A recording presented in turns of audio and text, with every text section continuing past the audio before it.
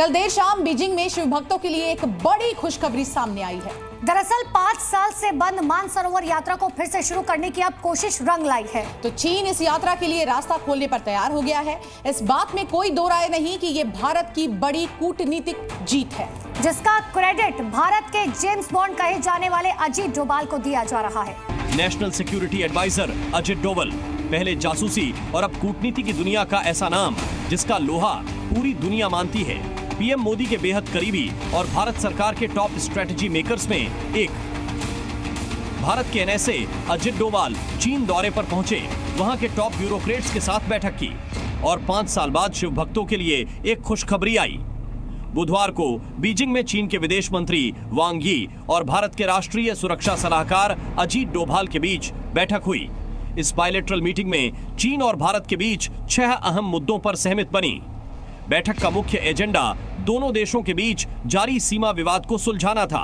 दरअसल 2020 के बाद गलवान झड़प को लेकर दोनों देशों के रिश्ते खराब हो गए थे, लेकिन अब 5 साल बाद चीन कैलाश मानसरोवर के लिए रास्ता खोलने को तैयार हो गया है। बैठक में तय हुआ कि तिब्बत के रास्ते फिर से कैलाश मानसरोवर की यात्रा होगी। साथ ही बैठक में 5 और मुद्दों पर सहमति बनी, जिसमें सीमा पार, नदी सहयोग और नाथुला सीमा के जरिए व्यापार को बढ़ावा देना शामिल है। दरअसल कोरोना काल से ही मानसरोवर यात्रा बंद है। भोले के भक्तों को लंबे समय से इस यात्रा के शुरू होने का इंतजार था, लेकिन कोरोना का बहाना लेकर ड्रैगन भारत को परेशान करने की कोशिश में लगा था।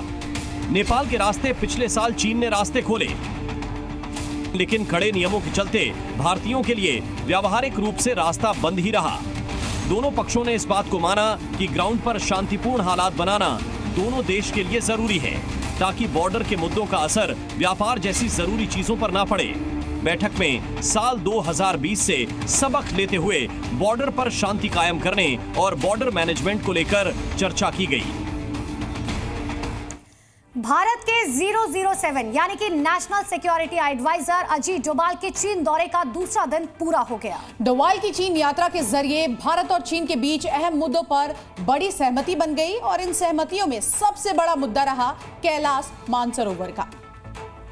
तो अजीत डोभाल की यात्रा के बाद भारत और चीन के बीच दोबारा चीन के रास्ते कैलाश मानसरोवर की यात्रा को हरी झंडी देते हुए नजर आए। बीजिंग में चीन के विदेश मंत्री वांग यी और भारत के एनएसए अजित डोभाल की मुलाकात के हर पल पर पाकिस्तान की निगाहें।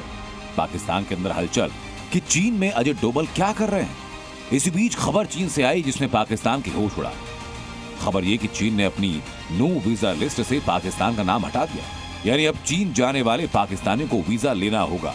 इसके पहले पाकिस्तानी को 10 दिन तक बिना वीजा चीन में रहने की इजाजत थी और चीन ने जले पर नमक कुछ इस तरह छिड़का कि पाकिस्तान को नो वीजा लिस्ट से बाहर निकालने की वजह नहीं बताई। भारत के एनएसए अजित डोभाल के बीजिंग एजेंडा में पाकिस्तान को लेकर कुछ भी नहीं था, लेकिन पाकिस्तान के अंदर डोभाल का खौफ इतना कि नो वीजा लिस्ट से बाहर आते ही वो डोभाल की पावर को बयां करने लगे। इंटेलिजेंस की दुनिया में स्पाई मास्टर कहे जाने वाले अजित डोभाल का इतिहास कुछ ऐसा है कि पाकिस्तान उनके नाम से थर थर कांपता है।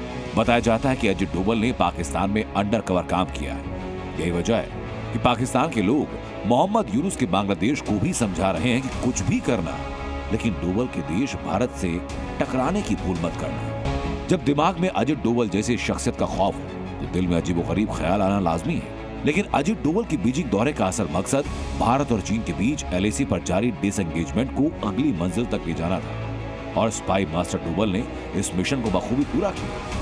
चीन के विदेश मंत्री वांग यी और अजित डोभाल की मुलाकात के बाद दोनों देशों ने तय किया कि सीमा विवादों पर दोनों देश मिलकर काम करेंगे और फैसला ये कि दोनों देश ऐसा कोई कदम नहीं उठाएंगे जो किसी भी पक्ष के लिए अहित की वजह बने। वांग यी से मुलाकात के बाद चीन के उपराष्ट्रपति और अजित डोभाल के बीच संवाद हुआ, जिसमें भारत और चीन के बीच व्यापार, सांस्कृतिक आदान प्रदान जैसे मुद्दों पर बात हुई। इसी साल सितंबर के महीने में एनएसए अजित डोभाल रूस गए थे, जहां अजित डोभाल की मुलाकात सीधा रूस के राष्ट्रपति पुतिन से हुई थी और डोभाल ने रूस यूक्रेन युद्ध को लेकर भारत का मत और चिंता सामने रखी थी। इस मुलाकात के बाद रूस यूक्रेन के बीच युद्ध विराम को लेकर बात आगे बढ़ी और इसलिए उम्मीद ये कि डोभाल का बीजिंग दौरा एलएसी के विवाद को संवाद के जरिए खत्म करने की दिशा में ले जा सकता है। ब्यूरो रिपोर्ट, जी मीडिया।